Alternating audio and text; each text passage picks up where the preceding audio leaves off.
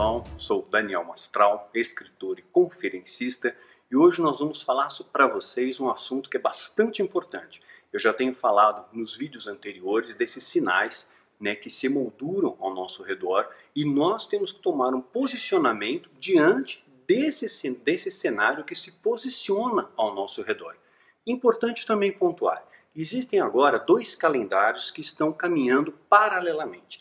Tem um calendário de Deus, que é o calendário perfeito, é um calendário imutável, que é o Kairos. O Kairos, então, define o tempo espiritual de Deus para que as coisas aconteçam. E o nosso calendário, que corresponde à nossa linha de tempo, é o calendário Cronos, que mede a nossa cronologia, a nossa forma de contar o tempo. Uma vez que vocês sabem que o tempo é relativo, né? Para Deus, no mundo espiritual, um dia é como 1000 anos, e 1000 anos é como um dia. Então a referência espiritual de tempo é diferente da nossa referência que nós temos. Mesmo porque até mesmo a nossa forma de contar os nossos dias, ela vai sendo mudada ao longo dos séculos. Antes, o homem usava o calendário lunar. Depois houve um aperfeiçoamento desse calendário e passamos a utilizar o calendário solar. Porém, a nossa referência de tempo só é uma verdade empírica no planeta Terra. O tempo, por exemplo, em Marte, em Júpiter, em Saturno, em Urano, em outros planetas do sistema solar, é diferente do nosso tempo. Porque hoje nós medimos o tempo pelo movimento de rotação e translação da Terra, que orbita ao redor do Sol. Então, quanto mais próximo do Sol, vai ter uma diferença de tempo. Mais rápido vai ser esse giro, menor será o ano, não é isso? Então um ano, por exemplo, no planeta Mercúrio dura muito menos tempo do que um ano no planeta Terra. Se a gente for para Marte, for para Júpiter, que estão mais distantes do Sol, eles vão levar mais tempo para percorrer essa órbita, para fazer o movimento de translação, que é o movimento de giro ao redor do Sol. Então, o tempo vai ser dilatado. Então, o tempo é relativo, O fato é que quando o tempo de Deus, que é o tempo soberano sobre todas as coisas, que é o Kairos de Deus, ele se alinha com o nosso tempo, que é o tempo Cronos, aí as coisas acontecem. Hoje nós vemos os sinais, e Jesus, ele não disse exatamente o dia, a hora. Jesus não marcou data para voltar, não disse a hora que ele ia voltar, ele disse que ia voltar como o ladrão, Essa volta seria de surpresa, seria de assalto, nesse sentido, de surpresa. Então nós não sabemos o momento exato da volta de Cristo, mas nós podemos observar os sinais. E Jesus disse, observem os sinais. Olha a figueira, e a figueira então é a nossa referência de tempo, que é Israel, o nosso relógio de tempo de Deus. Hoje nós vemos uma série de sinais serem compilados, agrupados, que nos fazem olhar para a figueira com sinais que emolduram o quê? O final dos tempos. Tudo que nós vemos ao nosso redor, as guerras, rumores de guerras, as pragas, os terremotos, os tsunamis, tudo isso tem aumentado, E até mesmo, quando a gente fala da numerologia, que o satanismo, que a Irmandade usa para poder nortear os seus valores, e lembra que Satanás ele só está imitando uma numerologia bíblica. Existem números de Deus, o número 7, isso é muito presente nas Escrituras, remete ao número da perfeição, porque Deus descansa no 7º dia, então é um número de conclusão, é um número assim de perfeição, concluí as coisas, consumei. Você vai ver o número 12, as 12 tribos, você vai ver os 12 apóstolos, você vai ver 12 fundamentos lá em Apocalipse, 12 cestos cheios de pães e peixes que foram distribuídos à multidão. Vamos ver o número 40. Então Deus tem os seus números também. O diabo, na verdade, ele só copia, ele não cria, tá? Ele apenas copia. Eu já falei isso em outros vídeos. Então, por exemplo, quando a gente fala, número 9 é o número do diabo. Eu já falei, o diabo ele abraça isso com o número 9, porque ele recebeu, lá em Ezequiel 28, ele recebeu 9 pedras. Eu já falei isso em vídeos chamado Querubim da Guarda, o Enigma das Pedras de Lúcifer, Síndrome de Lúcifer. Nesses vídeos fala um pouquinho mais a respeito desse tema, dessa pauta, serve aí de complemento de estudo para você. Então o número 9, ele recebeu 9 pedras, No entanto, o número 9 não é o número do diabo, é o número de Deus. Que quem deu as pedras? Foi Deus? Qual é o período nosso de gestação? 9 meses, né? Qual o círculo? Não é um símbolo de perfeição? O círculo tem 360 graus de ângulo, o que vai dar também 6 e 3, 9. Então, na verdade, é o número de Deus, o diabo que perverte a coisa, assim como Deus cria os animais e tudo que Deus fez ele viu que era bom. Não é? Ele fez ali o bode, né? O bode não é do demônio, o bode é de Deus, né? O diabo perverte isso, né? Então a Deus ele fez a cobra não é do capeta, né? O diabo vai, pega e perverte aquilo. Então são símbolos, né? Então é importante a gente pontuar muito bem as coisas. Nós estamos observando os sinais ao nosso redor e esses sinais estão nos dizendo alguma coisa. Nós não podemos marcar data, né? Eu falei já em outros vídeos o que o satanismo se ancora, o que a Irmandade está preparada. Ela tem um cronograma e esse cronograma está fundamentado na numerologia deles. E essa numerologia, sim, tem datas definidas para que aconteça. Até o presente momento, esse cronograma está sendo seguido à risca e está tudo acontecendo, funcionando como uma verdadeira engrenagem. Só que, quem sabe, é Deus. Deus ele pode abreviar o tempo. Deus ele pode dilatar o tempo, porque o tempo é dele, o tempo não é nosso. A nossa contagem de tempo é diferente da contagem de tempo dele, já falei. Isso é importante pontuar. Nossa missão é estarmos preparados para a volta dele, não é isso? E para estarmos preparados, significa que a volta de Jesus vai também estar ligada, intrinsecamente relacionada a uma grande batalha. A uma batalha que nunca houve, nem tampouco haverá de vir. Então nós, como igreja, temos que estar preparados para combater o bom combate. E nós precisamos vestir a armadura de Deus que Paulo nos orienta no livro de Efésios, no seu capítulo 6. Então é importante a gente pontuar essas coisas, né? Então hoje nós vamos falar sobre a armadura de Deus, como você se preparar para combater o bom combate. E Deus tem me dado o privilégio, a graça de poder viver aquilo que eu prego. Então o que eu vou passar para você, meu irmão, minha irmã que está me assistindo, não é uma mera teoria, não é uma mera conjectura, uma especulação, um achismo. Olha, eu acho que isso funciona. Não, são coisas que têm funcionado concretamente na minha vida. Então eu posso garantir para você que a aplicação do que está escrito nas Escrituras na sua vida funciona como uma blindagem de Deus que te protege do mal. É claro, não te isenta de passar por aflições, por dificuldades, por privações, mas vai te proteger do mal que vem do diabo, né? Não vai te isentar das aflições que Deus permite que você passe para lapidar a sua fé. Porque é no deserto que a gente cresce, né? É no fogo que a gente é purificado. A uva para virar vinho tem que ser pressionada. Então faz parte da nossa lapidação. Nós só crescemos diante das dificuldades, né? Então é sobre isso que esse vídeo também vai falar. Presta atenção, porque você vai se preparar para ser um soldado ou uma soldada de Cristo, um guerreiro da luz. É importante também informar uma coisa para vocês. Só rápidos avisos. Eu vou levar 5 minutinhos nesse aviso. Prometo que não vou demorar. Se você, Daniel, não quer ouvir aviso. Ok, pula essa parte, a gente já vai direto para o assunto um pouquinho para frente, 5 minutinhos só. Tem muitos vídeos nossos que estão ampliando o número de visualizações. Então, teve um vídeo que eu postei. Em 4 dias ele teve 100 mil visualizações. Então um vídeo que tem 100 mil visualizações, sabe o que acontece? Pelo menos 1000 pessoas vão escrever para mim. Então por isso eu não tenho condições humanas de responder todos os e-mails que vocês me mandam. Às vezes minha caixa tem 1.500 e-mails, 2.000 num dia, né? Dependendo da pauta do vídeo. Então eu não tenho como responder. Mesmo as solicitações nas redes sociais, na fanpage, o pessoal faz pergunta para mim no YouTube, no Twitter, eu não tenho como responder a todos. Então peço perdão a vocês, mas é uma limitação humana, tá? Eu não estou te desprezando, eu não estou ignorando, né, a sua pergunta, mas eu não tenho como dar atenção a todos. Eu estou cheio de coisa para fazer. Estou escrevendo 2 livros simultaneamente, um de relacionamento e um de ficção. Eu preparo as pautas para esses vídeos, eu me preparo para os cursos e seminários que eu ministro na base, né? Então tem muita coisa, eu procuro responder os e-mails, tenho cuidado com as minhas ovelhas e tenho meus afazeres particulares também. Então não tenho tempo para me desdobrar e debruçar e ficar o dia inteiro na internet respondendo pergunta, né? Então de cada um vídeo de 100 mil pessoas, de 100 mil visualizações, pode ter certeza, 1000 vão me escrever. Desses 1000 que vão me escrever, olha que curioso, 100 pelo menos vão me criticar. E eu gosto de tudo que chega até mim, eu gosto de transformar isso em pesquisa, em aprendizado. Então eu fiz uma estatística. Dessas pessoas que me criticam, né, é claro que o povo de Deus perece pela ausência do conhecimento, nós começamos a fazer uma estatística daqueles que nos criticam com agressividade, que uma questão é você discordar. Discordar não tem problema, mas tem gente que discorda agressivo, né? Então quando essa agressividade vem, a boca fala que o coração está cheio, significa que é um coração amargurado. Então eu quis saber quem são essas pessoas, né? E nós entramos no perfil dessas pessoas que nos criticam com agressividade, né? Quando um é hater, né, ou seja, pessoas completamente fake, que criam um perfil só para detonar os outros, quando um é hater,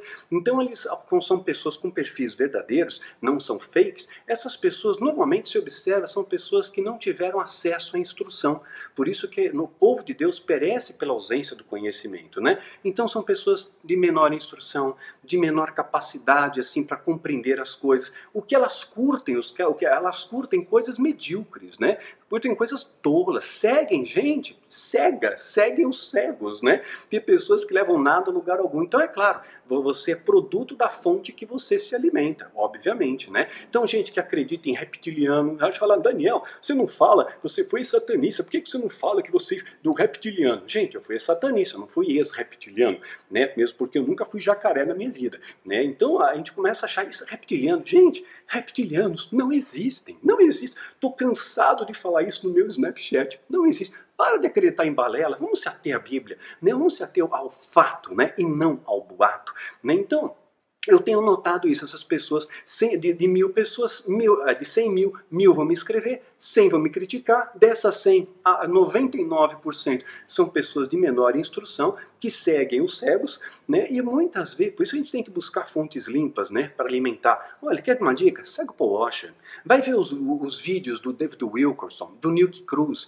observa as pregações do Nelson Bomilcar, do Ed René, né? Então, do Guilherme Kerr, vai escutar louvores do Jorge Camargo. Então procura se alimentar de fonte pura, sem ser essa pirotecnia do nosso meio, né? Então aí, dessas 100 que me criticam, 10 pessoas de 100 mil vão dizer para mim, Daniel, eu fui tocado por Deus, eu quero te ajudar. Eu vou orar por você, eu vou ofertar na sua vida. Desses 10 que mostram a intenção, 5 cumprem a intenção. Você vê como a estatística é complicada? É muito difícil a gente combater o bom combate quando você caminha pelo caminho estreito, pelo caminho da verdade. E esse vídeo tem essa proposta, te ensinar a caminhar no caminho estreito, no caminho da verdade. Então, né, tudo a gente tem que tirar, tem que reter de tudo o que é bom. Aí teve uma pessoa que falou para mim, Daniel, mas você falou num vídeo aí passado que você admira o Caio Fábio. Como assim você admira o Caio Fábio? O Caio Fábio errou, o Caio Fábio caiu. Gente, a igreja que prega o amor tem que amar.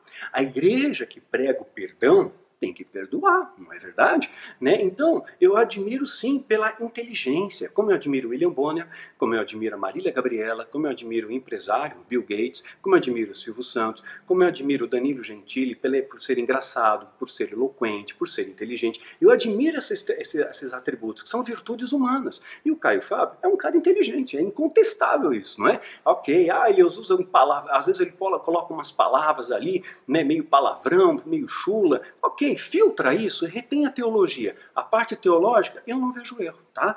Então, e o Caio Fábio, fica aqui uma coisa para vocês, tá? Teve uma ocasião que ele fez uma brincadeira de mau gosto comigo, vocês devem saber, quem acompanha a gente no canal. E eu fiz um vídeo resposta para ele. Falei, poxa, pastor, né, por que você foi falar isso de mim, né? Olha, teve muitos líderes que eu tive contato por esse Brasil e ainda tenho, né? Líderes que me roubaram, líderes que me enganaram, pastores que me roubaram, pastores que me enganaram, que me usaram, que me caluniaram, que me difamaram, que me ofenderam, que me denegriram, né? Que me deram as costas, fizeram alianças comigo no altar e depois nunca cumpriram. E todos esses, unanimamente, nenhum, teve a humildade de pedir perdão para mim. O Caio Fábio foi o único que, olha, Daniel, eu errei. Realmente eu fiz uma brincadeira de mau gosto com você, me perdoa, eu estou arrependido, e fez isso publicamente. Eu vou colocar aqui, ó, a carta que ele colocou pública, pedindo perdão. Então isso eu admiro, porque está faltando isso em nosso meio, está faltando as pessoas dizerem, sim, eu erro, sim, eu sou humano, né? E ainda errar é humano. Teve um vídeo aí que no final, né, eu me bananei todo, porque é tanta informação na minha cabeça, eu estava emocionado, era um vídeo que me sensibilizou. No final, em vez de eu falar seja trigo, eu falei que seja joio, né? Ah, Daniel, você falou joio. Ai, agora eu tô confuso. O que que eu faço? Ah, o que que você faz? Você não percebeu que foi um erro? Eu tô com os olhos marejados, eu tô sensibilizado. Eu falei antes, umas 10 vezes, seja trigo. No final, eu errei. Falei, pô, seja joio. A gente colocou uma errata. Só que essa errata não aparece no celular, aparece só no computador. É uma falha da programação do YouTube, né?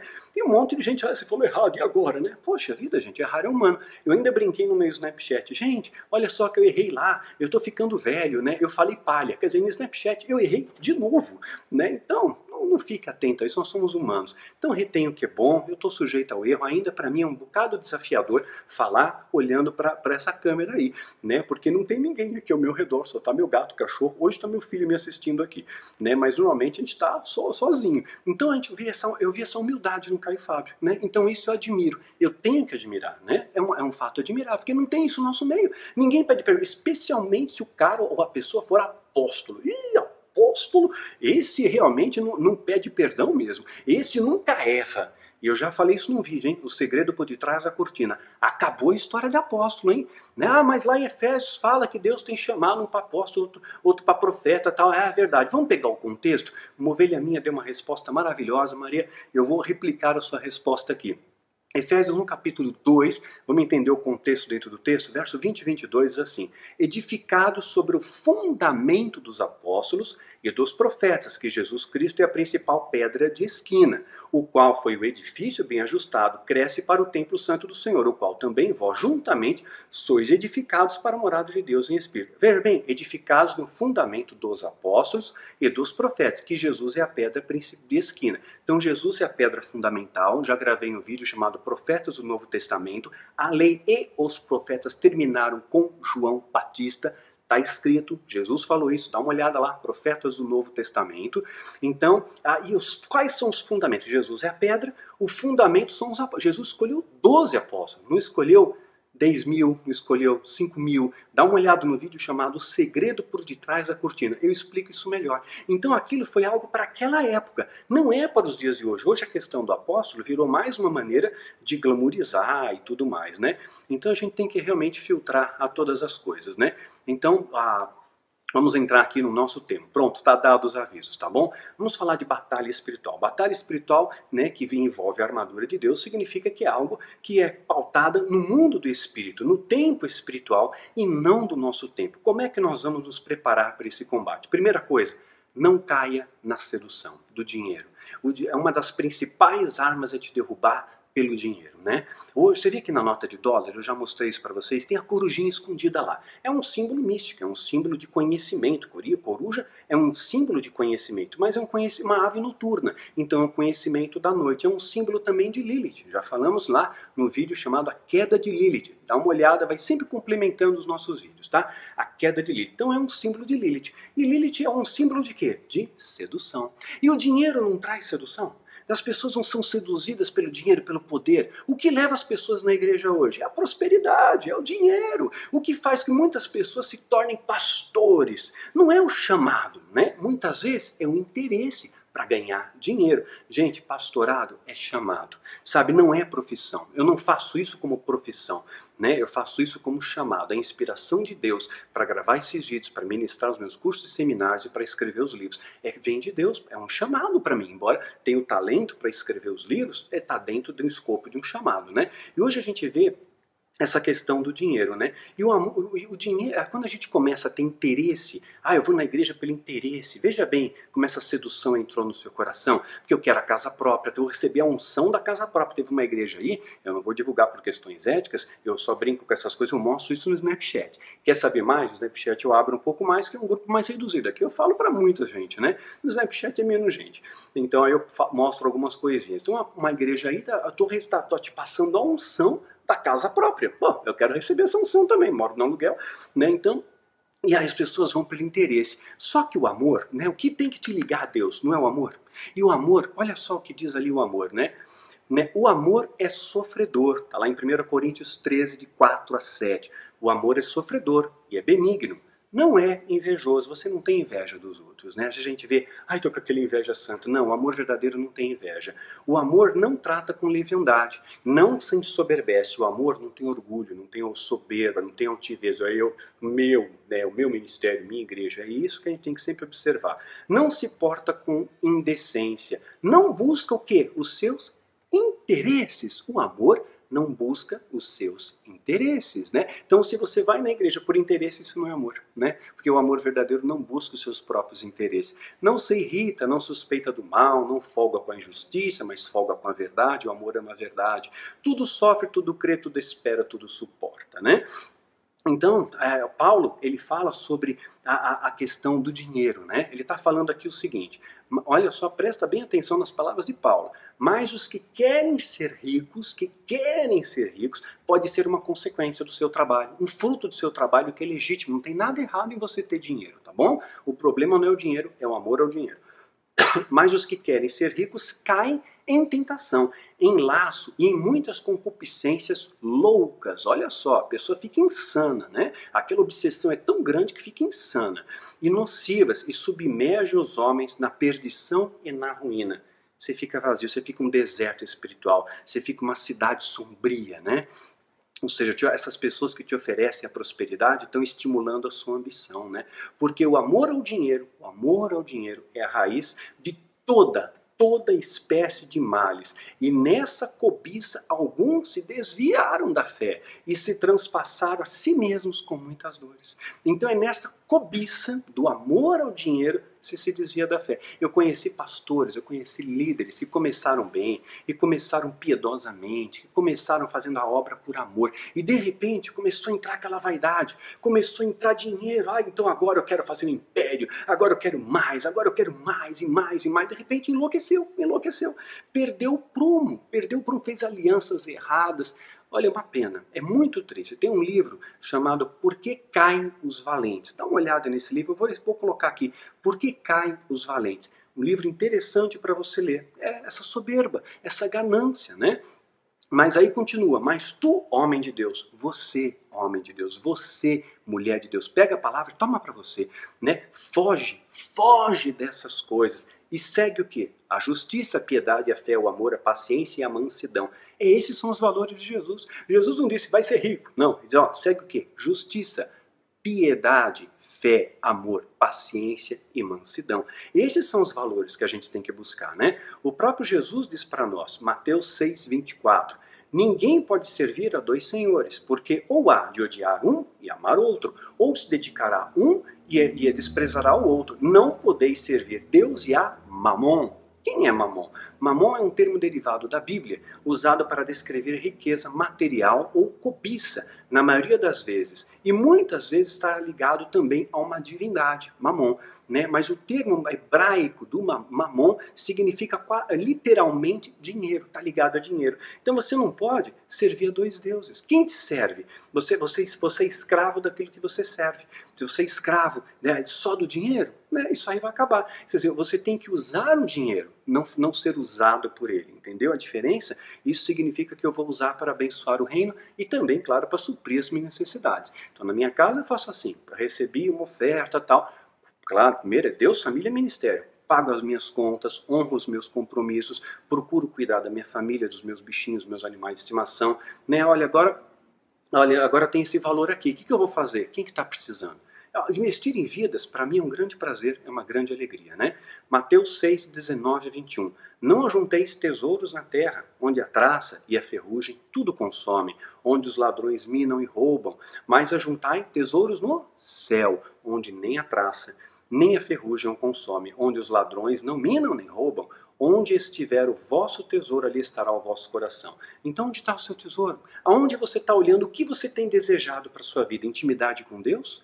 O que te leva para a igreja? O que te leva a um culto? O que te leva a buscar a Deus? É a cura? É o milagre? É a prosperidade? Ou simplesmente estar perto de Deus? Eu sou filho, eu gosto de estar perto do Pai, né? Temos que ver nossos valores. Vamos aprender então a caminhar nesses vales estreitos. Paulo nos ensina a tomar toda a armadura. Então, para combater o bom combate, eu tenho que estar com toda a armadura.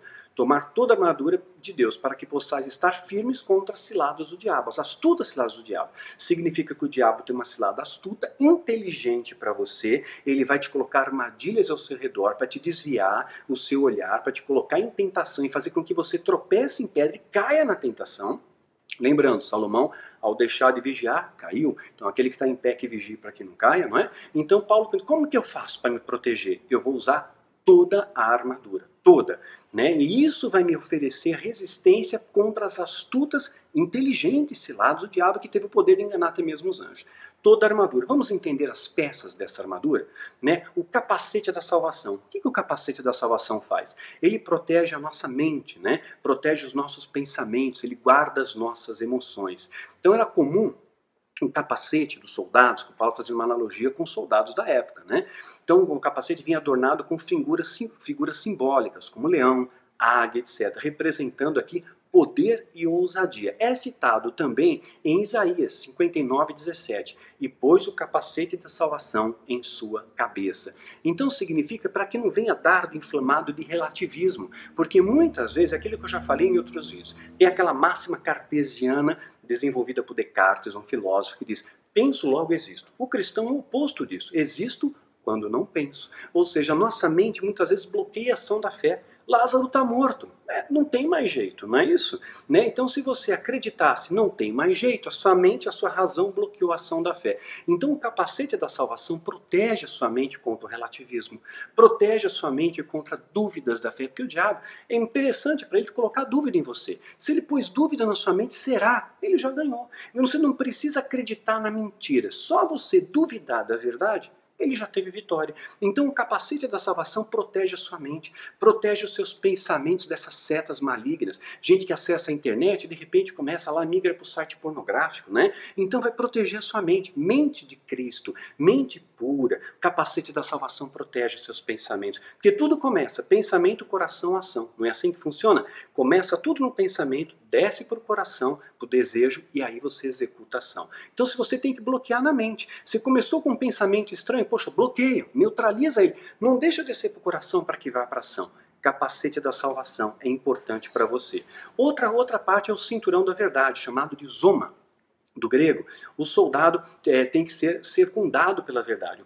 O cinturão, ele cerca você. Ele também prendia a couraça da justiça, né? Prendia a couraça que protegia o soldado e também dava sustentação à bainha da espada. E o soldado também tinha uma adaga curta. Então, sem a verdade, você não pode ter espada. Como é que você vai manipular a espada sem a verdade? Jesus é o caminho, a verdade e a vida. Você tem uma vida de mentira, você mente. Você faz fofoca, você fala mal do irmão, você vive uma mentira, você fala uma coisa, mas você vive outra.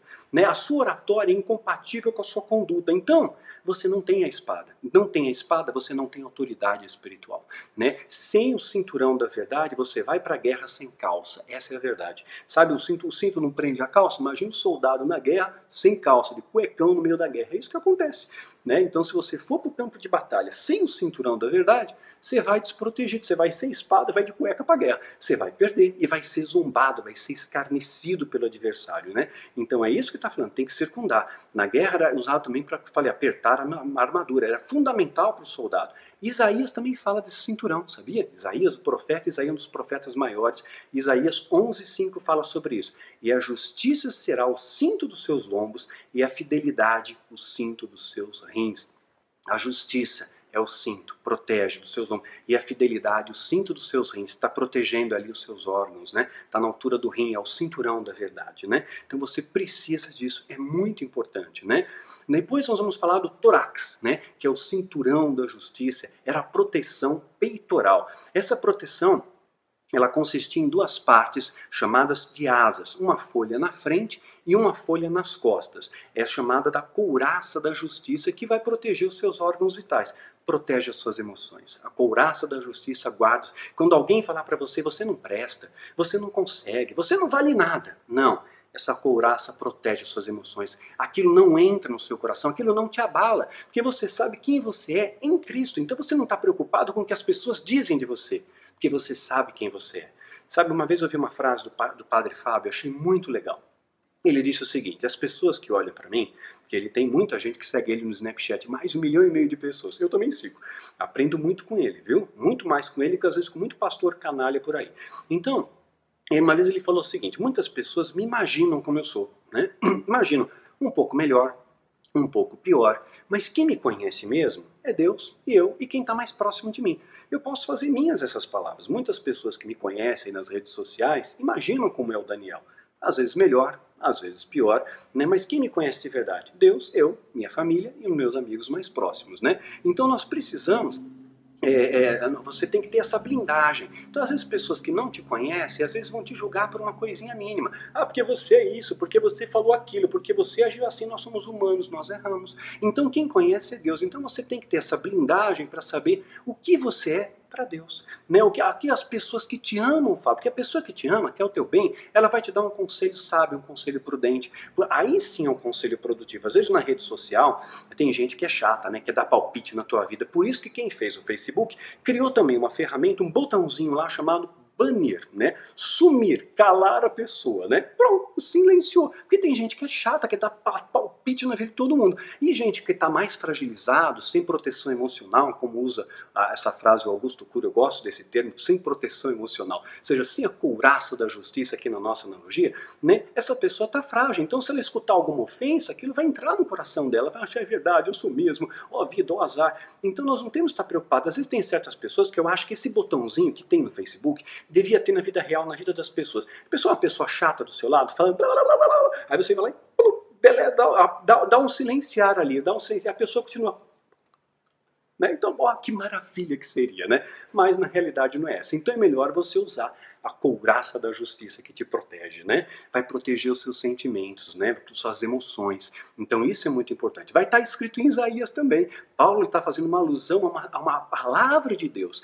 Isaías 59:17. Pois vestiu-se de justiça, como deu uma couraça e pôs o capacete na salvação da sua cabeça, né? Então, também, Isaías também fala sobre isso. Então, veste, né, essa couraça da justiça, veste essa proteção. O que significa essa justiça? A justiça de Deus. Se Deus é justo, eu vou ser justo como Ele é justo. Então, eu vou condenar o que Deus condena e eu vou amar o que Deus ama. Isso vai te dar o privilégio de poder vestir a armadura de Deus. Porque não adianta dizer, eu me revisto com a armadura de Deus, com a justiça. Só que você ama aquilo que Deus abomina. E você muitas vezes abomina aquilo que Deus ama. Então, para você estar com a couraça da justiça, você tem que estar nele, ele tem que estar em você. Ou seja, a sua vida tem que ser compatível com o que as Escrituras mostram. Isso é o caminhar na fé. Isso vai te preparar para combater o bom combate e ser mais do que vencedor. Não são só palavras. Não adianta você declarar, eu sou mais do que vencedor, 1000 cairão de um lado, 10.000 do outro, mas eu não vou ser atingido, né? Se você não tem vida com Deus,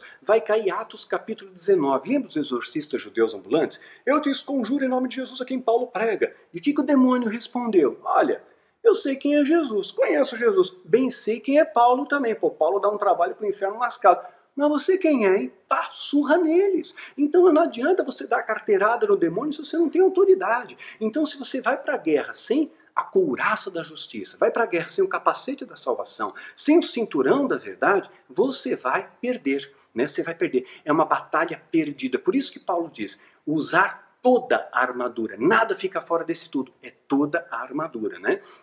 Então, aí vamos falar de uma outra arma também que Paulo está falando aqui, que é o áspis, o escudo comum na época de Paulo. Tinham várias formas, tamanhos diferentes, feitos de diferentes metais. Mas havia um outro tipo mais alongado, é esse que Paulo se reporta, do tamanho de uma porta, chamado de tura.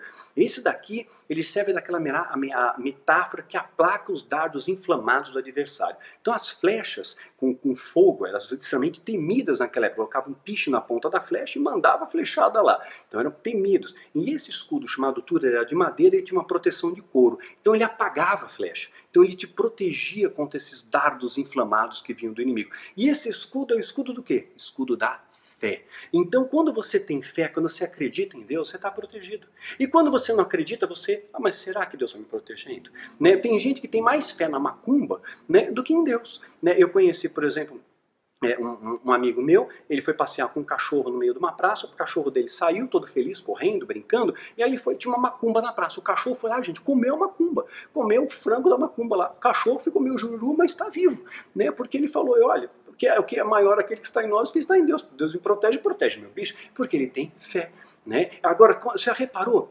A maldição sem causa não encontra pouso.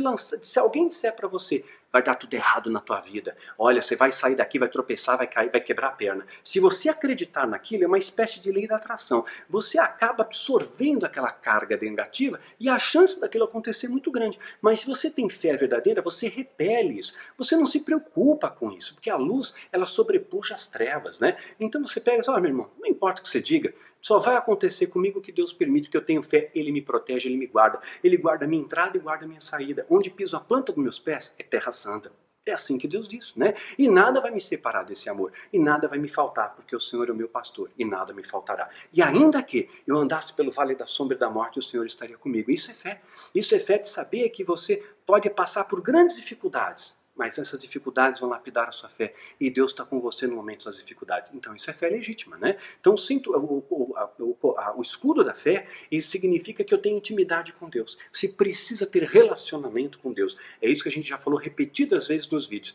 3 coisas importantes: palavra, oração, adoração. Eu tenho que conhecer a palavra. Isso gera intimidade com Deus, né? Conversar, dialogar, ter relacionamento. Esse relacionamento vai gerar amor, fé e esperança, né? Aí sim, eu amo, eu não posso amar quem eu não conheço, eu não posso acreditar em quem eu não conheço, e fé é confiança, eu não confio em quem eu não conheço, né? Então como é que eu posso ter esperança em quem eu não conheço? Então você tem que conhecer a esperança, tem que conhecer o amor, tem que conhecer a fé. E para você provar disso é fruto de relacionamento. Então, fala do cinturão, esse escudo da fé, significa que eu tenho que ter vida com Deus. Toda a armadura. Não adianta dizer, eu tomo o escudo da fé. E você ora quanto? Né? Uma vez por semana. Você vai na igreja uma vez por semana. Você louva a Deus de verdade. Você vai lá só para pular. Né? Você passa quanto tempo no Facebook? Quanto tempo na presença de Deus? Será que de fato você ama a Deus? Né? Para ter o direito a usar o escudo da fé? Né? Na minha vida, esse escudo tem funcionado. Ele funciona na sua vida se você estiver no centro da vontade de Deus. Se você não tiver, não adianta declarar, porque o escudo não vai estar lá, né? Então esse escudo, ele vai estar te protegendo, ele vai estar trazendo uma proteção para você. O escudo da fé protege daquelas setas do adversário que eu te falei, setas muitas vezes que vão atacar os seus sentimentos, que vão ferir ali as suas coisas, né?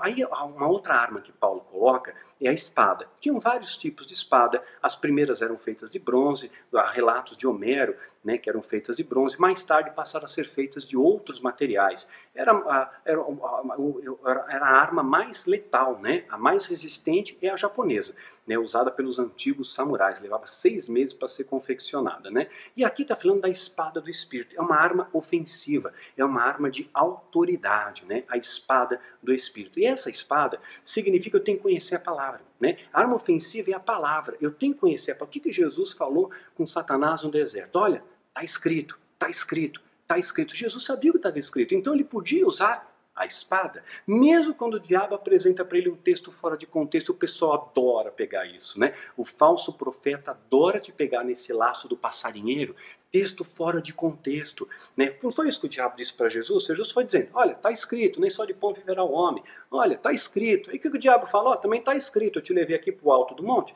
né, do pináculo, você se atira aqui que está escrito que Deus dará ordem aos seus anjos e vai te guardar. O diabo conhece a Bíblia, ele se pautou em Salmo. E Jesus, conhecendo também a Bíblia, ele entendeu que o diabo pegou um texto fora de contexto. E ele responde, está escrito.